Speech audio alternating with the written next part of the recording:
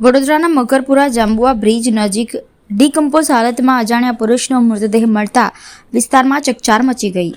ઝાડી ઝાકરાના વિસ્તારમાં ઝાડ પર અટકેલી સ્થિતિમાં મૃતદેહ જોવા મળતા તાત્કાલિક જાગૃત નાગરિકે 112 પર જાણ કરી હતી। માહિતી મળતા પોલીસ ઘટના સ્થળે દોડી આવી અને તપાસ શરૂ કરી હતી। મૃતદેહ સંપૂર્ણપણે ડીકમ્પોઝ હાલતમાં હોવાથી તેની ઓળખમાં મુશ્કેલી ઊભી થઈ રહી છે। આ ઘટના આત્મહત્યા છે કે હત્યા તે બાબતે અનેક સવાલો ઊભા થતાં પોલીસ તંત્ર દ્વારા સઘન તપાસ હાથ ધરવામાં આવી છે।